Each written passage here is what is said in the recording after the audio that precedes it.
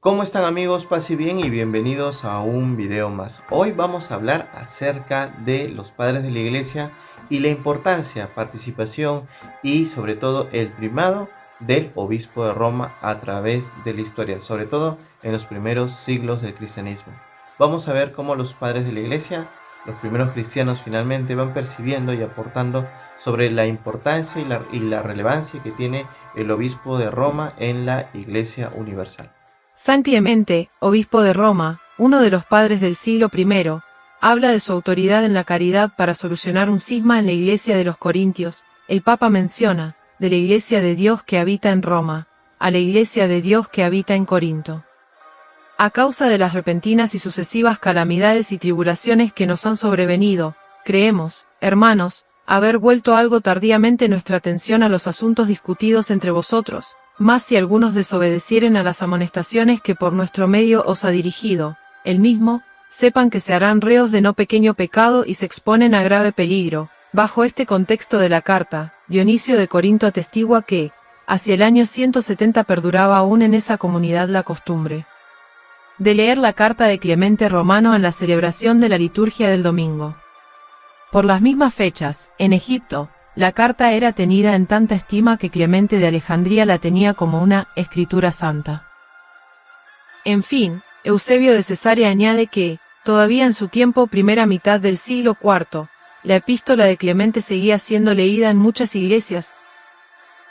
El segundo autor es Ignacio, obispo de Antioquia. En su carta a la iglesia de Roma menciona, Ignacio, a la iglesia que alcanzó misericordia en la magnificencia del Padre Altísimo y de Jesucristo su único Hijo, la que es amada y está iluminada por la voluntad de aquel que ha querido todas las cosas que existen, según la fe y la caridad de Jesucristo Dios nuestro, Iglesia, además, que preside en la capital del territorio de los romanos, digna ella de Dios, digna de todo decoro, digna de toda bienaventuranza, digna de alabanza, digna de alcanzar cuanto desee, digna de toda santidad, y puesta a la cabeza de la caridad. En otra parte dice, en otra parte de la carta menciona, a nadie jamás tuvisteis envidia, a otros habéis enseñado a no tenerla.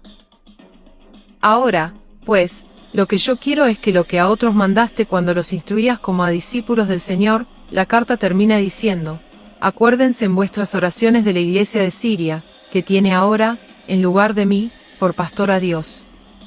Solo Jesucristo y vuestra caridad harán con ella oficio de obispo.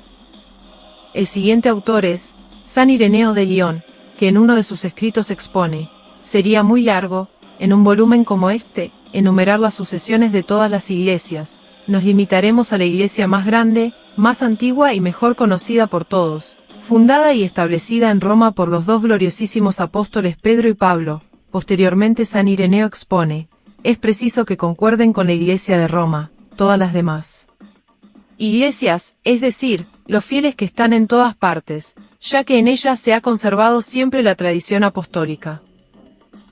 Finalmente San Ireneo lista enseguida a los obispos romanos y menciona, luego de haber fundado y edificado la iglesia los beatos apóstoles, entregaron el servicio del episcopado a Lino, Anacleto lo sucedió, después de él está Clemente. Durante el pontificado del Papa San Víctor, ocurre una afirmación más explícita sobre el primado de la Iglesia de Roma respecto a otras iglesias. La controversia pascual surgió como consecuencia de las diferencias existentes entre la Iglesia de Roma y las iglesias asiáticas. En cuanto al día de la celebración de la Pascua, es importante notar como para resolver el conflicto, San Policarpo, discípulo del mismo San Juan, se trasladó a Roma con más de 80 años de edad. Él alegaba que no podía renunciar a una tradición que había aprendido del propio San Juan. Debido a esto el Papa y San Policarpo mantuvieron la paz, aunque ya para el siglo II el problema vuelve a agravarse cuando en la liturgia de las iglesias asiáticas se introducen algunas observancias judaizantes.